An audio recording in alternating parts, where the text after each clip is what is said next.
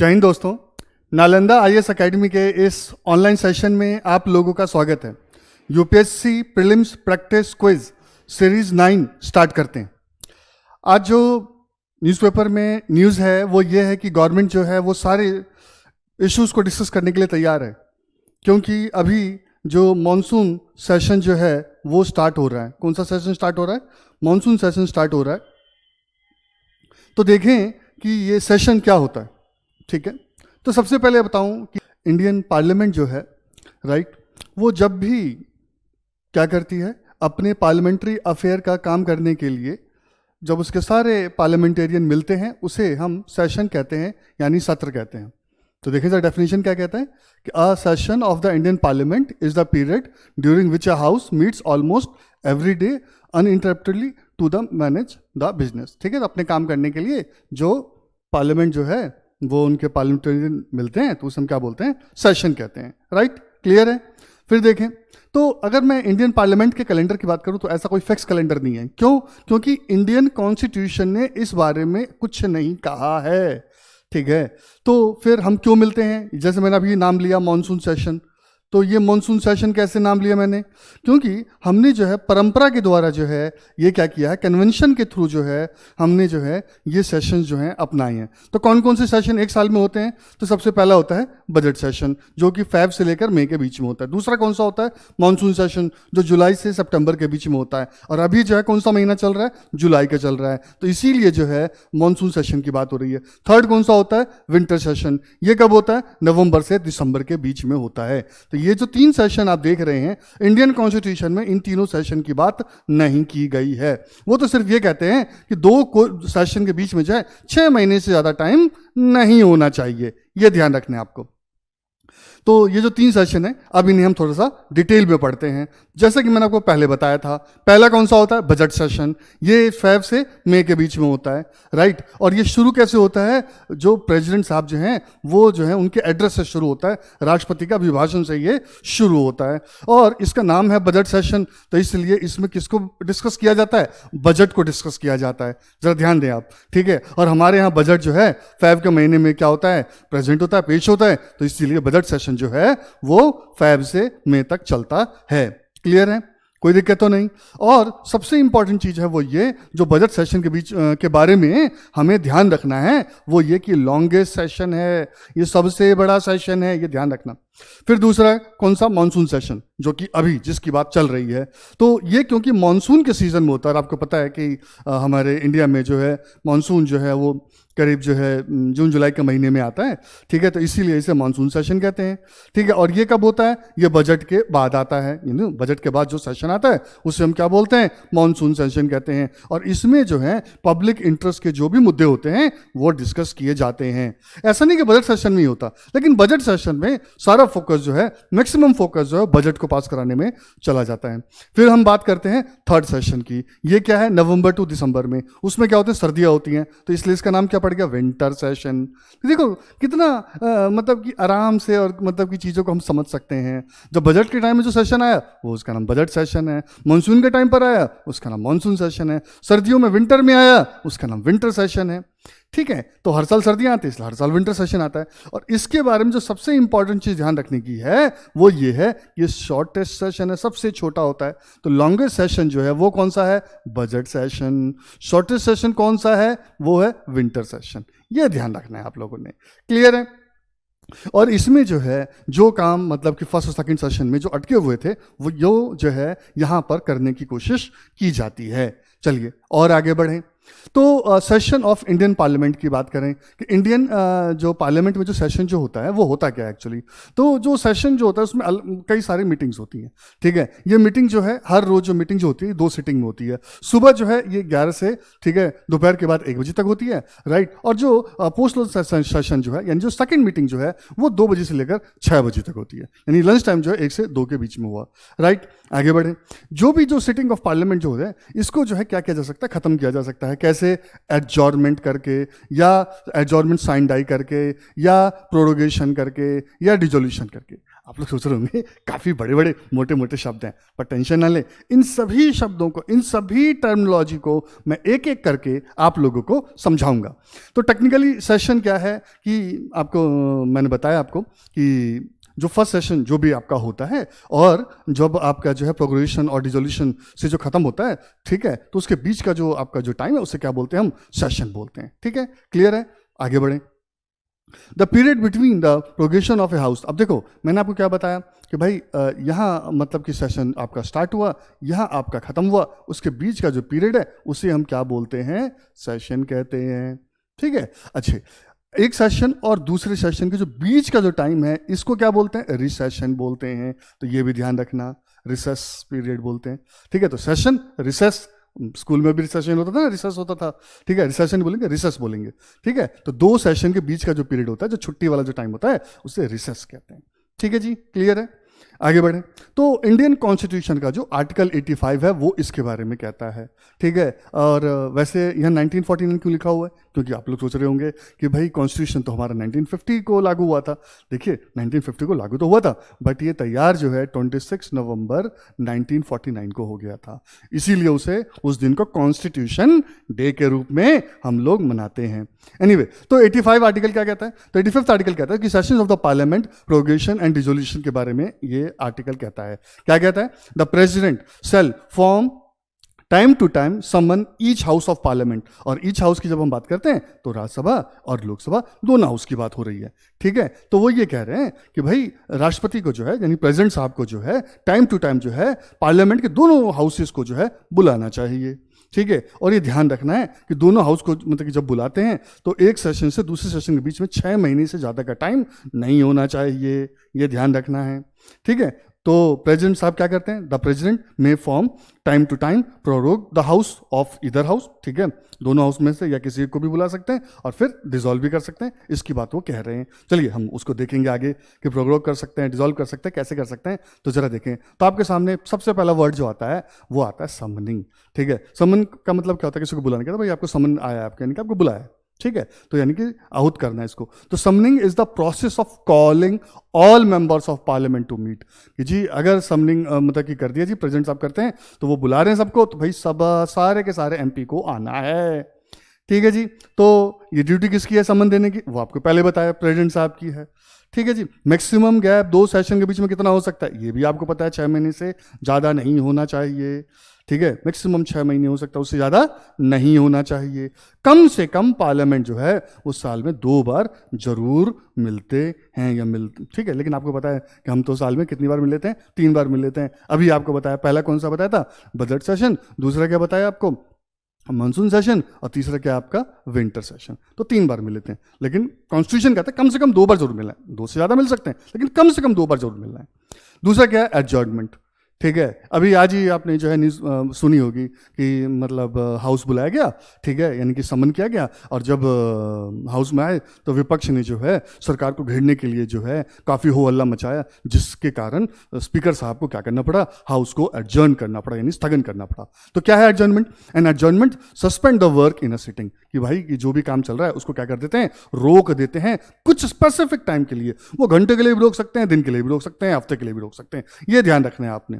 ठीक है, और फिर वो बताते हैं इसमें क्या होता है कि रीअसेंबली कब होगी, यानी दोबारा कब बुलाया जाएगा, वो स्पेसिफाइड होता है, ये ध्यान रखना। एडजर्नमेंट में बोलते हैं भाई इतने टाइम के लिए हमने क्या किया है, हाउस को एडजर्न किया है। ठीक है, चाहे घंटे के लिए, चाहे दिन के लिए, चाहे हफ्ते के लिए।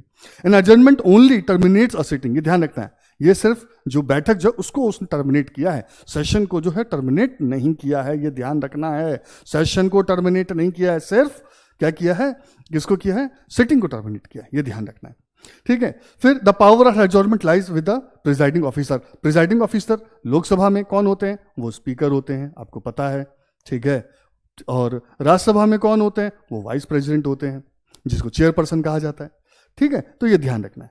ठीक है, वाइस प्रेसिडेंट साहब जब राज्यसभा में जाते हैं तो वो चेयरमैन ऑफ राज्यसभा की हैसियत से जाते हैं, ये ध्यान रखना है। ठीक है, वहाँ पर वाइस प्रेसिडेंट नहीं होते, जब वो वहाँ से निकलते हैं तब चेयरमैन साहब जो है बाहर निकलते ही वाइस प्रेसिडेंट हो जाते हैं, ये ध्यान रखना है। तो अब अगला टर्म आता है एडजर्नमेंट साइन डाई, अनिश्चित काल के लिए स्थगन कर दिया, यानी कुछ ज़्यादा ही हो हल्ला हो गया। ठीक है, तो फिर क्या करना पड़ता है कि अनिश्चित काल के लिए, यानी कि इनडेफिनिट पीरियड के लिए जो है हाउस को जो है क्या करना पड़ता है, टर्मिनेट करना पड़ता है। ठीक है जी, क्लियर है। तो इसमें जो समझने वाली बात थी वो ये थी कि एडजॉर्नमेंट और साइंडाई में जो डिफरेंस है वो ये है कि वहां तो टाइम बताया जाता है कि भाई 1 घंटे के लिए क्या गया, 2 दिन के लिए क्या गया, या 1 हफ्ते के लिए जो है उसको एडजॉर्न किया गया। यहाँ टाइम ही नहीं बताया जाता, बस ये ध्यान रखना है। ठीक है जी, क्लियर है। तो द प्रिजाइडिंग ऑफिसर, तो अब इसलिए जब आपको टाइम बताया नहीं है तो प्रिजाइडिंग ऑफिसर जो है कभी भी हाउस की सिटिंग के लिए बुला सकते हैं। क्लियर है, आगे बढ़ते हैं। फिर एक वर्ड है प्रोरोगेशन।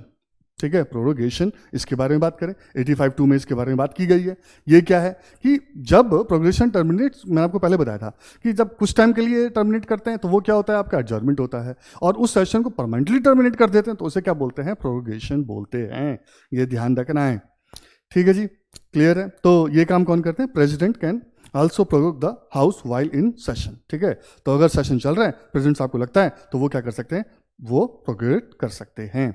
ठीक है जी, इसमें ध्यान रखने वाली बात है कि अगर सेशन क्या हो गया, प्रोरोगेट हो गया, तो जो भी पेंडिंग नोटिस हैं वो सभी क्या हो जाएंगे, एक्सपायर हो जाएंगे, लैप्स हो जाएंगे। लेकिन बिल वगैरह जो इंट्रोड्यूस हो वो लैप्स नहीं होंगे, ध्यान रखना इस बात का जो है। ठीक है, फिर अगला वर्ड होता है डिसोल्यूशन। ठीक है, इसमें क्या होता है कि इसमें पूरा का पूरा हाउस ही सस्पेंड हो जाता है, खत्म हो जाता है, उसके बाद दोबारा जनरल इलेक्शन करवाना पड़ता है। ये ध्यान रखना है आपने। ठीक है, लेकिन ध्यान रखना, डिसोल्यूशन सिर्फ किसका होता है, लोकसभा का होता है, राज्यसभा का नहीं होता। क्यों? क्योंकि राज्यसभा जो है एक परमानेंट हाउस है, क्योंकि वो जो है कभी भी डिसॉल्व नहीं हो सकता। ठीक है, क्लियर है, आपको पता है ऐसा क्यों, क्योंकि 6 ईयर का जो है इनका टेन्योर होता है, और हर 2-2 साल पे जो है क्या होते हैं, 1/3 मेंबर जो हैं वो क्या हो जाते हैं, हट जाते हैं, और उसके बदले 1/3 मेंबर जो है नए आ जाते हैं। तो इसीलिए जो है क्या होता है कि इनके जो मेंबर हैं वो एक साथ कभी रिटायर नहीं होते, एक साथ जो है इनका टेन्योर कभी खत्म नहीं होता है। ये ध्यान रखना है। क्लियर है। तो लोकसभा जो है अगर आपका डिसॉल्व होगा तो उसके बाद जो है क्या होगा, आपका 2 इलेक्शन ही करवाना पड़ेगा। ठीक है जी, क्लियर है। अच्छा, ये ध्यान रखें इस बात को कि अगर एक बार डिसोल्यूशन हो गया तो फिर ये इररिवोकेबल है, फिर इसको हटाया नहीं जा सकता। हो गया तो अब इलेक्शन ही करवाना पड़ेगा। ठीक है। अच्छा, यहाँ एक बात और ध्यान रखने की जरूरत है कि जब डिसॉल्व हो जाएगा तो पहले क्या था आपका कि जो सिर्फ नोटिस थे वो खाली लैप्स होते थे, लेकिन यहाँ पर क्या होता है, चाहे आपका जो है बिल हो, मोशन हो, रेजोल्यूशन हो, नोटिस हो, पिटिशन हो, वो सब जो है वो क्या हो जाते हैं, लैप्स हो जाते हैं अगर लोकसभा का क्या होगा, डिसोल्यूशन हो गया। ध्यान रखना, प्रोग्रेशन में सिर्फ जो है क्या होते हैं, नोटिस जो है लैप्स होते हैं, लेकिन रिजोल्यूशन में जो है नोटिस के साथ साथ जो है बिल, मोशन, रेजोल्यूशन, पिटिशन सब कुछ क्या हो जाता है, आपका लैप्स हो जाता है। ठीक है जी।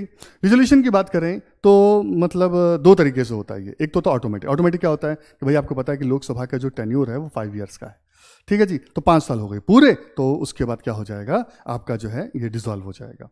ठीक है। अच्छे, अगर कोई नेशनल इमरजेंसी है तो उसका बढ़ाया जा सकता है, अदरवाइज नहीं। दूसरा, प्रेसिडेंट साहब के ऑर्डर से। कैसे कि अगर प्रेसिडेंट को जो है सीएम यानी कि कैबिनेट ऑफ मिनिस्टर ने जो है क्या कर दिया है, लोकसभा डिसॉल्व करने के लिए जो है प्रेसिडेंट साहब को बोल दिया है, तो वो फिर क्या करेंगे, इसको डिसॉल्व कर देंगे।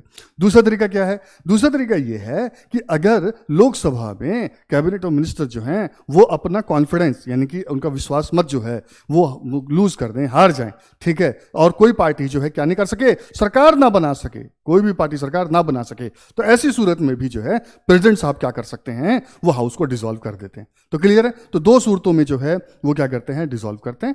ठीक है, क्लियर है। पहला, जब सीएम यानी कि कैबिनेट ऑफ मिनिस्टर उनको एडवाइस कर दे, और दूसरा जो है कोई जब सीएम रिजाइन कर दे या नो कॉन्फिडेंस जो है उनके खिलाफ पास हो जाए और कोई भी पार्टी जो है क्या ना कर पाए, सरकार ना बना पाए, तो ऐसी सूरत में प्रेसिडेंट साहब क्या करते हैं, वो हाउस को डिसॉल्व कर देते हैं। तो अब आपके सामने 3 टर्म है। प्रोरोगेशन ये कौन करते हैं, प्रेसिडेंट साहब करते हैं। डिसोल्यूशन ये भी क्या करते हैं, प्रेसिडेंट साहब करते हैं। ठीक है। और एडजर्नमेंट ये कौन करते हैं, प्रिजाइडिंग ऑफिसर। और प्रिजाइडिंग ऑफिसर फिर बता दूं आपको, लोकसभा की बात करें तो स्पीकर साहब, ठीक है, और अगर राज्यसभा की बात करें तो चेयरमैन साहब जो हैं या चेयरपर्सन साहब जो हैं वो कर सकते हैं। क्लियर है। अब एक सवाल वैसे आता है, ये ऑब्जेक्टिव नहीं है, बस एक बात कह रहा हूं कि पार्लियामेंट सेशन इंपॉर्टेंट क्यों होता है। तो भाई देखो, पार्लियामेंट सेशन जब होगा तभी एमपी आएंगे, और जब एमपी आएंगे यानी मेंबर ऑफ पार्लियामेंट आएंगे तो वो लॉ बनाएंगे।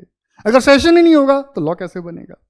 ठीक है। दूसरा क्या है कि सरकार ने कैसा काम किया है, तो उसकी अगर स्क्रूटनी करनी हो, उसकी जो है जांच करनी हो, तो जब सेशन होगा तभी जो है सरकार के कामों को की क्या कह सकते हैं, उस पर चर्चा की जा सकती है, सरकार को घेरा जा सकता है। तो इसलिए डेमोक्रेसी में पार्लियामेंट्री सेशन का होना बहुत जरूरी होता है।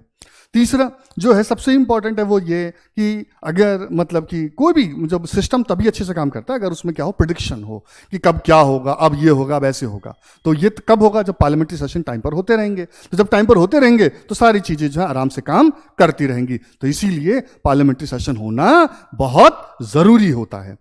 अब हम और आगे देखें, इस पर सवाल का आता है, which of the following sequence is or are correct about the parliamentary session in a calendar year. और ये इंडिया की बात हो रही है। तो आपके सामने 3 सेशन है, monsoon session, winter session, budget session. आपको बताना है कि सही सीक्वेंस क्या है। 1 2 3 है अगर ऑप्शन ए होगा, अगर बी सही है तो 2 3 1 होगा, सी सही है तो 3 1 2 होगा, डी सही है तो 3 2 1 होगा। अब आपको बताना है कि इनमें से कौन सा सीक्वेंस सही है। तो आपकी जानकारी के लिए बता दूं कि कौन सा सही है, वो है 3, यानी कि सबसे पहले क्या होगा आपका जो है बजट सेशन होता है, राइट।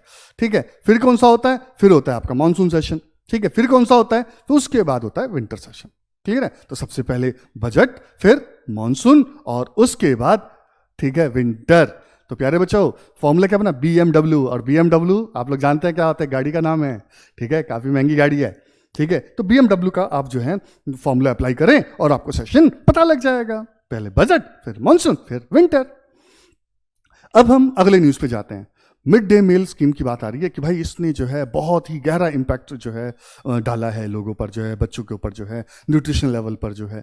ठीक है, तो अब हमारे सामने एक सवाल आता है, वो ये कि भाई क्या है ये मिड डे मील स्कीम। तो देखिए, तो मिड डे मील जो स्कीम जो है 1995 में ये लॉन्च हुई थी। ठीक है, कौन सी मिनिस्ट्री के अंडर, HRD बोले तो ह्यूमन रिसोर्स जो है डेवलपमेंट मिनिस्ट्री जो है। ठीक है, अब इसमें क्या होता था, इसमें जो है एक टाइम का खाना, ये ध्यान रखना, कितने टाइम का खाना, एक टाइम का खाना, और वो कैसा, हॉट गरम, और दूसरा पका हुआ। ठीक है, तो जो ध्यान रखना है, एक टाइम का खाना मिलेगा, गरम खाना मिलेगा, देख रहे हैं, ठीक है, गरम है ना खाना। ठीक है, और आपको पका हुआ, और जो पका हुआ है तो फिर गरम भी होगा, गरम है तो बस ये ध्यान रखना, एक टाइम का। और कौन से बच्चों को मिलेगा, 6 से 14 साल, 6 to 14 ईयर्स के बच्चों को जो है मिलेगा। और वो कौन से होने चाहिए, जो 1 to 8 के बीच में पढ़ रहे हो। क्लियर है कि नहीं, तो क्लास 1 से क्लास 8 तक के बच्चों को।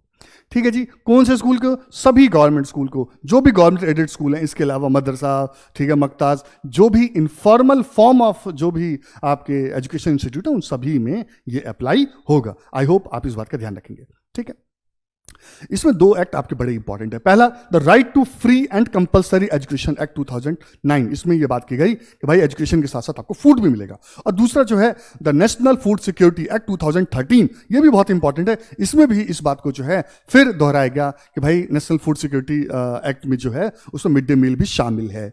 राइट, ये सारी चीजें जो हैं किसके अंडर आती थी, सर्व शिक्षा अभियान के अंदर आती थी। ठीक है, ये जो आपका मिड डे मील स्कीम जो है, लेकिन अब इसका नाम जो है क्या हो गया, समग्र शिक्षा हो गया है, क्योंकि इसमें जो है 3 स्कीम को मर्ज कर दिया गया है। राइट, पहला कौन सा है, सर्व शिक्षा अभियान, जिसकी बात मैं भी कर रहा था। दूसरा क्या है, राष्ट्रीय माध्यमिक शिक्षा अभियान। ठीक है, तीसरा क्या है, टीचर एजुकेशन। इन तीनों को मर्ज कर दिया गया है। ठीक है, तो ध्यान रखना कौन सा, समग्र शिक्षा, समग्र मतलब कंप्लीट। राइट, अब इस जो ये स्कीम है आपका मिड डे मील स्कीम जो है, इसकी क्या मतलब कि एम क्या है, इसका ऑब्जेक्टिव क्या है। तो सबसे पहला ये है कि क्लासरूम को जो है हंगर फ्री बनाना। ठीक है, देखिए मेरे दादाजी बोलते थे कि भूखे पेट भजन ना होए गोपाला, ये लो अपनी कंठी माला। तो अगर भगवान का भजन जो मतलब इतने मैच्योर लोग हैं वो भी भूखे पेट नहीं कर सकते, तो जो हमारे देश के बच्चे हैं वो भूखे पेट कैसे पढ़ेंगे। राइट, और स्पेशली जो आपके क्या हैं, वंचित वर्ग से आते हैं। ठीक है, उनको चाहे वो SC हैं, ST हैं, ठीक है, हैंडीकैप्ड हैं, चाहे वो जो है ट्राइबल लोग हैं, चाहे वुमेन हैं, गर्ल्स हैं। ठीक है, राइट, गरीब लोग हैं, ठीक है, रूरल पीपल हैं। तो इन लोगों के लिए बहुत जरूरी है कि ये तभी पढ़ेंगे अगर क्या हो, इनका पेट भरा हो। तो इसके लिए मिड डे मील स्कीम ने जो है ये काम बड़े अच्छे से किया। दूसरा क्या है, इंक्रीज स्कूल एनरोलमेंट। देखिए ऐसा है कि दुनिया में अगर आपको कोई काम करवाना हो, खासतौर से वो लोग सुन लें जो IAS बनना चाहते हैं। ठीक है, अगर आप किसी भी स्कीम को सक्सेसफुल करना चाहते हो तो लोगों को जो है उसके फायदे बताओ, उसके साथ जो है कुछ ना कुछ इनाम जोड़ दो, रिवार्ड जोड़ दो। देखो कैसे जो है है लोग आते हैं। तो हमारे यहाँ प्रॉब्लम क्या, आपको पता लिटरेसी रेट काफ़ी कम है, अभी भी हम 70% के आसपास चल रहे हैं, ठीक है, इतने 70 साल आज़ादी के बाद भी, ठीक है। तो इसको बढ़ाने के लिए क्या किया कि लोग स्कूल नहीं जा रहे थे, इसको बढ़ाने के लिए क्या किया कि भाई बोला कि आप जो है यहाँ पर आए, आपको फ्री खाना मिलेगा, राइट। तो उनको जो है लालच आया और इस तरह से वो स्कूल में आने लग गए। कम से कम एक टाइम तो खाना मिलता है, ठीक है, उनको यूनिफॉर्म मिलती है, फ्री बुक्स मिल रही है। तो जब आप इस तरह के स्कीम्स को इस तरह से लागू करते हैं तो आपको सफलता मिलती है, ध्यान रखना। फिर क्या है, इंक्रीज स्कूल अटेंडेंस। अच्छा, अब एडमिशन ले लिया लेकिन स्कूल नहीं आते थे, ठीक है, इधर उधर घूमते थे, लेकिन अगर रोज खाना मिले तो उसके लालच में क्या करते हैं, वो स्कूल आना स्टार्ट कर दिया। तो दोनों काम हो गए। पहले क्या हो गया, स्कूल में एनरोलमेंट हो गई, दूसरा क्या गया, स्कूल में अटेंडेंस बढ़ गई। अच्छा, अब जब स्कूल में आए, ठीक है, तो अब क्या, साथ बैठकर खाएंगे, साथ बैठकर खाएंगे तो उससे क्या होगा कि जो कास्ट सिस्टम के नाम पे जो डिस्पैरिटी है, डिस्क्रिमिनेशन है, वो खत्म होता है। क्योंकि हम जब लोग साथ साथ रहते हैं तो साथ साथ सीखते हैं, साथ साथ खाते हैं, और इस तरह से हमारे मन में जो इक्वालिटी की फीलिंग आती है। मुझे गुरु नानक देव साहब याद हैं जिन्होंने जो है, ठीक है, लंगर की बात की थी, राइट। कि सिख धर्म में लंगर का सिस्टम होता है कि क्योंकि जब लोग साथ रहेंगे तो फिर जो है उनके अंदर जो है साथ रहने की भावना आएगी और डिस्क्रिमिनेशन खत्म होगा। तो इस तरह से जो है कास्ट का जो सोशलाइजेशन हो पाएगा। फिर नेक्स्ट क्या, एड्रेस माल न्यूट्रिशन। इंडिया में ये सबसे बड़ी दिक्कत ये है, हमें बहुत ही शर्म आनी चाहिए कि अभी भी बहुत सारे लोग जो हैं क्या हैं, भूख के शिकार हैं, कुपोषण के शिकार हैं, माल न्यूट्रिशन के शिकार हैं, ठीक है। तो उन्हें हम कैसे ठीक कर सकते हैं, उस समस्या को कैसे दूर कर सकते हैं, मिड डे मील। कम से कम जो बच्चे स्कूल जा रहे हैं वो तो इस चीज से निकल जाते हैं, राइट। तो ये भी समस्या सॉल्व हो जाती है, ठीक है। अब देखिए, अगर हम लोग हेल्दी नहीं रहेंगे, और हेल्दी रहने की पहली कंडीशन क्या है कि भाई हमारा पेट भरा रहे, राइट। तो अगर हम लोग हेल्दी नहीं रहेंगे तो डेफिनेटली हमारी इकोनॉमी भी हेल्दी नहीं रहेगी, ठीक है। कमजोर लोग कमजोर इकोनॉमी बनाते हैं, मजबूत लोग मजबूत इकोनॉमी बनाते हैं। अगर हमें स्ट्रांग इकोनॉमी चाहिए तो हमें लोगों को स्ट्रांग करना पड़ेगा, ठीक है। उसके अलावा क्या है कि जो वुमेन, उनको काम में आसानी मिल गई। पहले क्या होता था कि वुमेन जो है बाहर काम करने नहीं जा पाती थी। क्यों नहीं जा पाती थी, क्योंकि भाई उनको बच्चे को खाना कौन खिलाएगा। तो मिड डे मील की वजह से जो है उन्होंने सुबह अपना नाश्ता करवा दिया, दोपहर को उन्होंने खाना खा लिया, शाम को वो आई और उसने जो है अपना रात का खाना बना दिया, बच्चे को खिला दिया। तो वुमेन एम्पावरमेंट इसके थ्रू इतने अच्छे तरीके से हुआ कि इसकी कितनी तारीफ करें, जितनी करें वो कम है, ठीक है। तो ये इसका एम भी था और यही इसका सक्सेस भी है, क्योंकि उन्होंने बड़े अच्छे तरीके से इन चीजों को हासिल किया। मोरलेस कुछ चीजों को छोड़ देता हूं। इसके बैकग्राउंड की बात करें तो मिड डे मील आपको लगता है कि भाई भारत सरकार ने स्टार्ट किया, लेकिन आपको बता दूं इसकी जो जड़ें जो हैं बहुत गहरी हैं। 1925 में मद्रास म्युनिसिपल कॉर्पोरेशन में जो है इसे स्टार्ट किया गया था, डिसएडवांटेज चिल्ड्रन के लिए, जो लोग गरीब हैं उनके लिए। फिर 1980s में आते आते जो है गुजरात, केरला, तमिलनाडु, इन्होंने भी इसको जो है, और पौंडीचेरी ने जो है इसको स्टार्ट किया, ठीक है, जिसमें उन्होंने कहा कि भाई आपको जो है दोपहर का भोजन मिलेगा और पका हुआ भोजन मिलेगा, ठीक है, ताकि बच्चों को मिले। कौन से बच्चों को, प्राइमरी स्टेज के लिए। 1991 में जो है इसको जो है और भी कई स्टेट्स ने इसको अपनाया, राइट। अगर मैं इसकी टाइमलाइन की देखूं तो 1995 में जो है इसको जो है गवर्नमेंट ऑफ इंडिया ने लॉन्च किया, किसके लिए, प्राइमरी स्कूल के लिए। 2001 में जो है इसको जो है प्राइमरी स्कूल के गवर्नमेंट और जो एडेड स्कूल थे उनके साथ जोड़ दिया गया। 2007 में जो है प्राइमरी स्कूल के साथ साथ जो है अपर प्राइमरी स्कूल, क्योंकि प्राइमरी तो क्या होता है 1 to 5 होता है, और मैंने आपको बताया इसमें क्या 1 to 8 है, तो ये जो 6 से जो 8 है इसको क्या बोल रहे हैं, अपर प्राइमरी स्कूल बोल रहे हैं, राइट। तो इसको भी जोड़ दिया।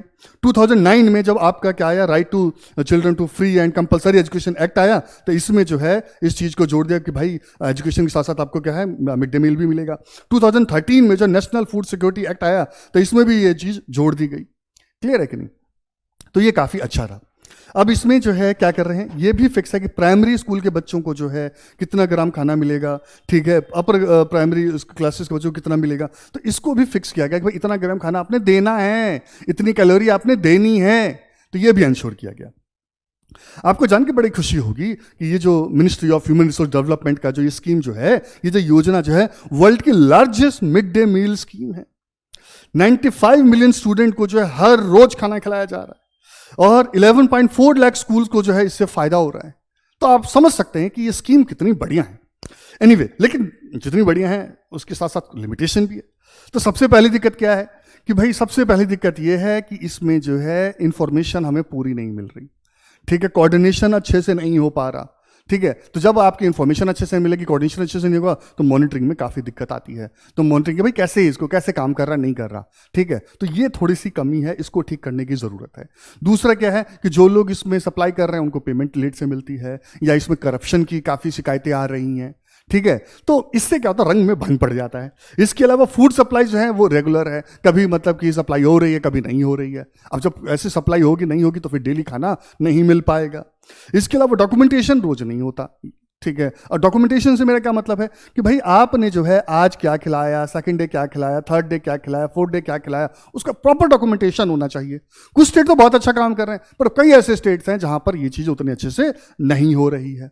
अच्छा, कमाल की बात यह है कि इस स्कीम को लाने का एक बड़ा एम ये था कि क्या होगा कि सोशलाइजेशन ऑफ कास्ट होगा, लेकिन कमाल की बात यह है कि यह भी देखने को मिल रहा है कि वहां पर अभी भी सोशल डिस्क्रिमिनेशन देखने को मिल रहा है। कैसे दिख रहा है कि अगर आप अपर कास्ट के हैं तो आपको जो है ज्यादा खाना मिलेगा, अगर आप लोअर कास्ट के हैं तो कम खाना मिलेगा, ठीक है, या मेल हैं मतलब बॉय हैं तो ज्यादा खाना है, ठीक है, गर्ल है तो कम मिलेगा। क्या बकवास है, ऐसा अभी भी ये हो रहा है। इस चीज को दूर करने की जरूरत है।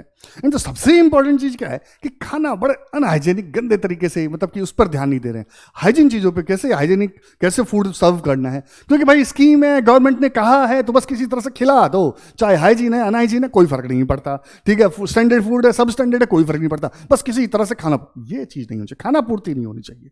आपको सही मायने में जो है इसको क्या करना चाहिए, इसको जो है लागू करना चाहिए, इसको अप्लाई करना चाहिए, इस बात का हमें ध्यान रखना है। तो इस चीज को हम कैसे सॉल्व कर सकते हैं? तो सबसे पहले तो देखो जी, हाइजीन वगैरह की चीजों को दूर करना है तो ट्रेंड और प्रोफेशनल जो है कुक्स रखें या उनके हेल्पर्स रखें, क्योंकि वो ट्रेंड होंगे, प्रोफेशनल होंगे, तो ऑटोमेटिकली जो है वो हाइजीनिक, ठीक है, प्रोसेस को फॉलो करेंगे और इससे ये समस्या दूर हो जाएगी।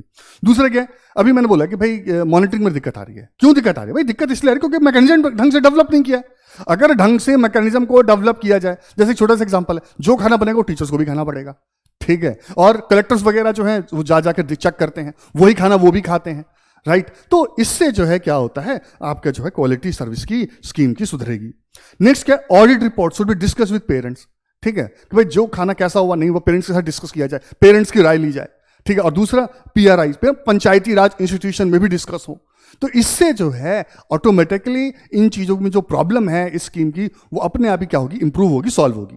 अच्छे, गवर्नमेंट को इंश्योर करना चाहिए कि रेगुलर सप्लाई हो फूड हो और फंड, ठीक है, जिसको जो फंड देना रेगुलर सप्लाई हो, नहीं तो अगर फंड नहीं दोगे तो फिर काम नहीं चलेगा, ठीक है, तो ये ध्यान रखना है। फिर इसमें क्या शामिल किया जाए, जो सीजनल फ्रूट्स हैं, वेजिटेबल्स हैं, एग हैं, मिल्क, ये भी चीजें की जाए, क्योंकि सिर्फ उनको जो है हमने कार्बोहाइड्रेट नहीं देना, उनको प्रोटीन भी देना है, विटामिन भी देना, हर चीज मिनरल्स भी देना है, एक बैलेंस डाइट देना है, ठीक है। और सबसे इंपॉर्टेंट चीज जो है वो ये है कि स्टाफ में, स्टूडेंट्स में जो है, ठीक है, हाइजीन को जो है को लेकर अवेयरनेस जगाएं। और अब तो हमारे मतलब कि प्रधानमंत्री जी ने स्कीम भी चलाई है, स्वच्छ भारत मिशन। फिर कोरोना में इस स्वच्छता की इंपॉर्टेंस को सबने रियलाइज किया है। तो अगर हम इन बातों का ध्यान रखें तो इस प्रॉब्लम को भी हम बहुत अच्छे से क्या कर सकते हैं, टैकल कर सकते हैं। अब आपके सामने सवाल है, which of the following statement is or are correct about the mid day meal scheme? पहला है, Tamil Nadu is the first state to implement the mid day meal scheme. आपको बताना ये स्टेटमेंट सही कि नहीं है। दूसरा, it is a world largest school meal program aim to attain the goal of universalization of primary education. And third, it is a centrally sponsored scheme, ठीक है, and cost is shared between the centre and state. ठीक है, आपको ये बताना है भाई कि सेंट्रल स्पॉन्सर्ड स्कीम है और इसमें सेंटर स्टेट दोनों मिलकर इसका जो है कॉस्ट बियर करते हैं। ठीक है जी, तो ये आपके सामने तीन स्टेटमेंट है। अगर फर्स्ट और सेकंड सही है तो आंसर ए होगा, अगर सेकंड और थर्ड स्टेटमेंट से तो आंसर बी होगा, अगर फर्स्ट और थर्ड सही है तो सी होगा, और अगर सभी सही है तो आंसर क्या होगा, डी होगा। अब आपको इसका आंसर देना है, तो इसका आंसर क्या है, डी। ये तीनों स्टेटमेंट क्या है, सही है। चलिए अब अगली न्यूज पे जाते हैं।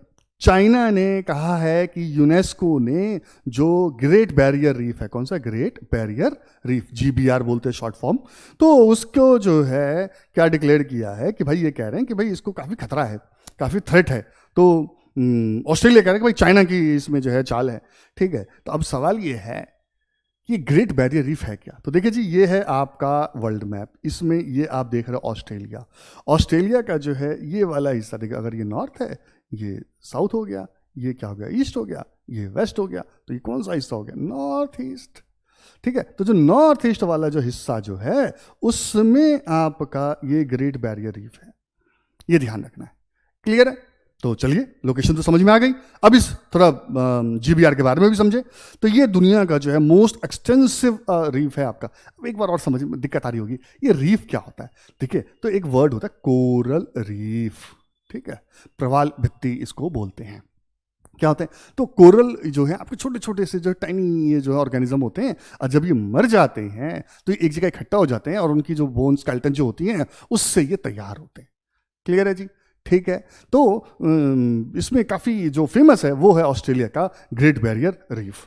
ठीक है, क्लियर है। तो ये जो है एक अपने आप में जो इकोसिस्टम है, इसमें 2900 आपके जो है इंडिविजुअल रीफ्स हैं और 900 जो आइलैंड्स में ये फैला हुआ है। कौन? आपका ग्रेट बैरियर रीफ। ठीक है जी। और इसको क्योंकि बड़ा सा बैरियर रीफ है और जिस सी पर ये है इसीलिए उसका नाम क्या है? कोरल सी। नॉर्थ ईस्ट कोस्ट मैं आपको पहले बता चुका हूँ। ठीक है, और कौन सा कोस्ट है? क्वींसलैंड, ऑस्ट्रेलिया का। ठीक है जी, ये ध्यान रखना आपने।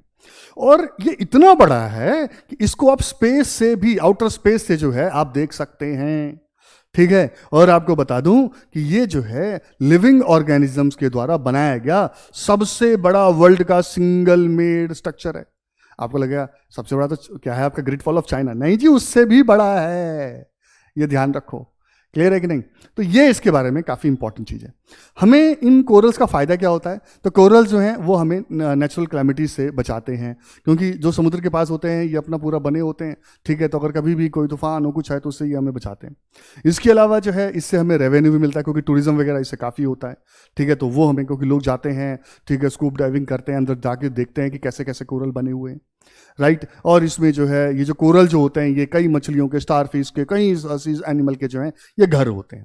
इनफैक्ट इसे जो है कुछ लोग वाटर गार्डन भी बोलते हैं। एनीवे, तो इसके यूजेस क्या है? तो इसे ज्वेलरी में यूज करते हैं। अगर इंडिया में बात करूं तो इसको मूंगा पत्थर बोलते हैं, नाम सुना होगा आपने। ठीक है, इन कोरल ब्लॉक्स को जो बिल्डिंग्स में भी यूज किया जाता है। इसके अलावा जो है ये लाइम सीमेंट बनाने में भी यूज होते हैं, तो ये काफी इंपॉर्टेंट है। ठीक है, ये इसको नुकसान किससे पहुंचता है? तो इसको नुकसान पहुंचता है एंथ्रोपोजेनिक एक्टिविटीज जो ह्यूमन की जो एक्टिविटीज होती हैं। ठीक है, कोस्टल एरिया में वो कुछ कंस्ट्रक्शन करवाते हैं या वो सी वगैरह में ही कुछ चीजें डंप कर देते हैं। इससे जो है इन कोरल्स को काफी दिक्कत आती है। ठीक है, उससे क्या होता है? आपका सेडिमेंटेशन आपका बढ़ता है, और जब सेडिमेंटेशन होता है इससे और भी प्रॉब्लम्स आती हैं। इसके अलावा जो हम उसमें ह्यूमन पॉपुलेशन जो है उसमें क्या कर रही हैं, कई आपके चीज़ें फेंकते रहते हैं, तो कई माइक्रो ऑर्गेनिज्म जो है वो डेवलप हो जाते हैं और उससे उनको इन्फेक्शन हो जाता है। तो इन कोरल्स को जो नुकसान होता है उसके लिए हम एक टर्म यूज करते हैं, वो है कोरल ब्लीच। ठीक है, नाम सुना होगा आपने। ठीक है, क्यों? ब्लीचिंग पाउडर आपने नाम सुना होगा, वो क्या कर देता? सफेद कर देता। तो ऐसे जो कोरल में एल्गी लगे होते हैं, ठीक है, तो उससे पता चलता है कि हाँ भाई ये कोरल बिल्कुल ठीक है। लेकिन पॉल्यूशन की वजह से क्या होता है कि वो वाइट हो जाता है। ठीक है, तो इसे क्या बोलते हैं? कोरल ब्लीच बोलते हैं। तो ये काफी दिक्कत है, इसको थोड़ा सा ध्यान रखना है। ठीक है जी, क्लियर है। इन सारे कोरल्स को दिक्कत किससे होती है? ये जो प्रॉब्लम आ रही है वो क्लाइमेट चेंज की वजह से आ रही है। किसकी वजह से? और क्लाइमेट चेंज किसकी वजह से हो रहा है? वो पॉल्यूशन की वजह से हो रहा है। ठीक है, तो इन बातों का ध्यान रखना है कि हमें पॉल्यूशन कम करना चाहिए ताकि क्लाइमेट चेंज कम हो और ये जो कोरल जो हैं ये हेल्दी रहें, इनका ब्लीचिंग ना हो। तो लार्जेस्ट कोरल रीफ की बात करें तो ऑस्ट्रेलिया में जो है मैंने आपको बताया कि अगर एक जगह की हम बात करें तो सबसे बड़ा इनके पास है Australia, largest aggregation of coral reef. लेकिन अगर एरिया की बात करें तो इंडोनेशिया के पास है। इंडोनेशिया ऑस्ट्रेलिया के पास ही है, देख रहे हैं आप। लेकिन इसके अलावा साउथ एशिया की बात करें तो इंडिया, मालदीव, श्रीलंका और चैगोस के पास जो है काफी सारे कोरल रीफ हैं। अगर मैं इंडिया की बात करूं तो इंडिया में कोरल रीफ आपको अंडमान निकोबार आइलैंड में दिखते हैं। ठीक है, इसका लक्षद्वीप आइलैंड में दिखते हैं, इसके अलावा गल्फ ऑफ मन्नार में दिखते हैं, इसके अलावा गल्फ ऑफ कच्छ में दिखते हैं और इसके अलावा मालवान में भी दिखते हैं। तो ये 4 मेन है और एक ये भी है, ध्यान रखना 4+1। क्लियर है जी, आगे बढ़ें। अब आपके सामने एक सवाल है, which of the statement is or are correct about the great barrier reef? तो पहला स्टेटमेंट है the great barrier reef is a site of remarkable variety and beauty on the north east coast of Australia. ठीक है, दूसरा क्या है? The diversity of species and habitats and their interconnectivity make the Great Barrier Reef one of the richest and most complex natural ecosystem on the earth. Third क्या है? It also compromises endemic species and threatened species as listed by the IUCN. Fourth क्या है, it is also one of the major tourist attraction in the country and contributes to the economic development of the country. और आपको बताना इन चारों में से कौन सा स्टेटमेंट जो है सही है। तो देखें, अगर 1 2 3 सही है तो आंसर क्या होगा, ए होगा। अगर 2 3 4 सही है तो आंसर बी होगा। अगर 1 3 4 सही है तो आंसर सी होगा। और सभी स्टेटमेंट सही हैं तो आंसर क्या होगा, डी होगा। तो आंसर क्या होगा इसका, डी है, यानी कि ये सभी स्टेटमेंट हैं। मैंने आपको पहले बताया था नॉर्थ ईस्ट कोस्ट, आपको बताया था आपको ये सारे स्पीसीज का ही क्या है, हैबिटेट है, ये भी आपको बताया था। इसके अलावा जो है IUCN ने जो लिस्ट बना रखी है उन स्पीसीज का ये घर है, ये भी बताया आपको। और ये टूरिस्ट का प्लेस है, ये भी आप जानते हैं। आज मंगल पांडे जी के बारे में भी बात करें, बहुत ही इंपॉर्टेंट है। क्यों, क्योंकि जो है उनका आज बर्थडे है। कौन, मंगल पांडे, ठीक है, बिल्कुल बेफिक्र मंगल पांडे, निर्भीक मंगल पांडे। तो मंगल पांडे जी का जन्म जो है कहाँ हुआ था, यूपी के बलिया डिस्ट्रिक्ट के नागवा गांव में हुआ था। कब हुआ था, मैंने आपको बताया 19 जुलाई आज के दिन हुआ था। ठीक है जी, इन्होंने बंगाल आर्मी को ज्वाइन किया 1849 में। ठीक है, इनकी 5th कंपनी थी, कहाँ की, 34th Bengal native infantry, BNI short में बोलते हैं। ठीक है जी, तो इसको उन्होंने ज्वाइन किया।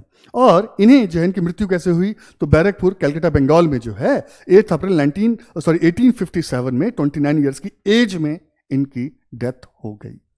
सवाल यह है कि मंगल पांडे इतने इंपॉर्टेंट क्यों हैं। तो मैं आपको बता दूं कि मंगल पांडे को क्या कहा जाता है, Pioneer of the revolt of 1857 कहा जाता है। ठीक है, इन्होंने रिवोल्ट में मतलब कि पार्टिसिपेट नहीं किया था, क्योंकि उससे पहले ही इनको क्या हो गया था, ठीक है, आप देख रहे हैं 8 अप्रैल को हो गया था। ठीक है, इनको फांसी मिल गई थी। लेकिन उस रिवोल्ट के स्टार्ट होने में इनका बहुत बड़ा रोल था। तो क्या रोल था, जरा उसको भी समझते हैं। एक्चुअली क्या था, सब कुछ ठीक चल रहा था। प्रॉब्लम यह आई कि पहले ब्रिटिश के पास जो राइफल होती थी उसका नाम था ब्रिटिश ब्राउन बेस।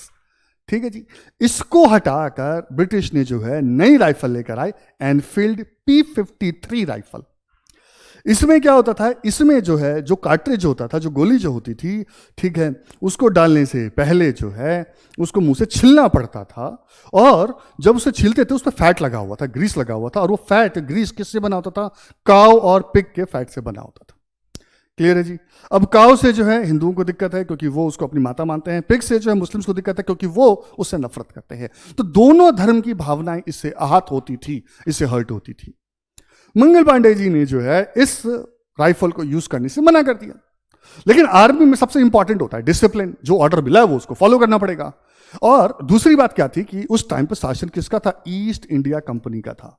उन्हें इस बात से कोई मतलब नहीं था कि हिंदू को क्या फील होता है, मुस्लिम को क्या फील होता है। उन्हें सिर्फ प्रॉफिट कमाना था। और प्रॉफिट के लिए सबसे ज्यादा इंपॉर्टेंट क्या था, वो था कि सस्ता से सस्ता जो है सामान हो, कॉस्ट कम से कम हो। और इसी के लिए जो है वो क्या करते थे, काउ और पिग के फैट को यूज करते थे।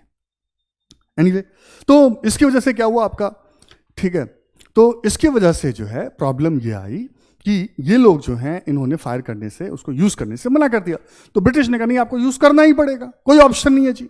अब जब बोला कोई ऑप्शन नहीं है तो उन्होंने क्या कर दिया, रिवोल्ट कर दिया। इससे जो है सारा मैस फैल गया। ठीक है जी, क्लियर है। ब्रिटिश ने जो है इनके रिवोल्ट को दबा दिया और इनको अरेस्ट किया और इनके ऊपर ट्रायल किया, केस चलाया और इनको जो है फाइनली इनको फांसी दे दी। इनके ऊपर जो है फिल्म भी बनी है, ठीक है, मंगल पांडे के नाम से। जो इसका मूवी का नाम क्या है, मंगल पांडे द राइजिंग। ठीक है जी, तो ये एक पर्सन थे जो पूरे साम्राज्य के खिलाफ खड़े हुए। इनकी कुछ कोटेशंस हैं जिस पर मैं आपका ध्यान दिलाना चाहता हूं। यह आजादी की लड़ाई है, गुजरे हुए कल से आजादी आने वाले कल के लिए। बड़ी फेमस कोटेशन है इनकी। दूसरा देखें, जब आप देश की रक्षा करते हैं तो धर्म की रक्षा स्वयं हो जाती है। बहुत इंपॉर्टेंट है ये।